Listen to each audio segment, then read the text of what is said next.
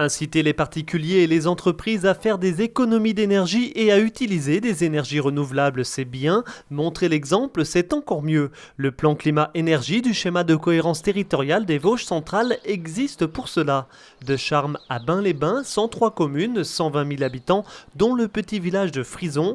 Son nouveau plan local d'urbanisme devrait densifier les zones d'habitat pour ne pas grignoter les surfaces agricoles, comme pour faire des économies sur les réseaux d'eau et d'électricité. On a fait un lotissement avec un certain nombre de parcelles. Bon, ce n'est pas des grandes parcelles, mais aujourd'hui on va plus loin puisque l'orientation d'aménagement et de programmation prévoit de l'habitat accolé, comme ce qu'on peut voir dans les rues du village ancien, donc des mitoyennetés. Frison qui du 15 mai au 1er septembre diminue également la durée d'éclairage de ses rues, tout comme Sanchay, premier village étoilé de notre département. En éteignant au-delà de 23 heures la grande majorité de ses 238 réverbères, la commune a abaissé de 23% sa facture d'électricité de 18 000 € par an à 14 000. Mais tout a commencé bien sûr par un état des lieux. Une fois que l'on a fait cet état des lieux, c'est de faire des choix. Le premier choix qui nous est venu à l'idée, c'est la réduction du temps d'éclairage, donc hors période estivale bien sûr, et ensuite l'amélioration de ce type de coupure par la pose d'horloge astronomique afin de permettre encore quelques économies supplémentaires. Des horloges astronomiques qui ajustent l'éclairage selon les heures de lever et de coucher du soleil.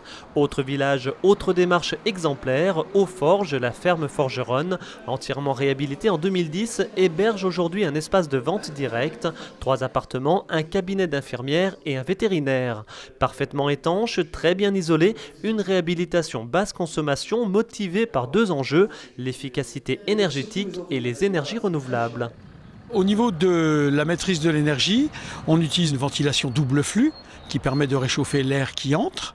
Et ensuite, dans ce projet, on a utilisé en priorité la récupération de la chaleur produite par les groupes froids du point de vente pour chauffer l'ensemble des 800 m².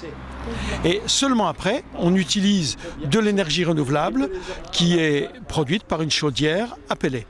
Récupérer la chaleur des groupes froids de frigo, un système de chauffage alternatif certes très intéressant mais peu courant. La preuve en tout cas que ça marche. Un système que pourrait envier la salle des fêtes de Bains-les-Bains, récemment diagnostiqué par le conseiller en énergie partagée du SCOT des Vosges centrales. Il applique la méthode Négawatt. En premier lieu, on va éviter le gaspillage et voir avec des investissements zéro comment on peut réduire les consommations. La deuxième étape, c'est l'efficacité. Donc réduire les besoins par l'intermédiaire de l'isolation et mettre en place des systèmes performants. Et la troisième étape, c'est le recours aux énergies renouvelables.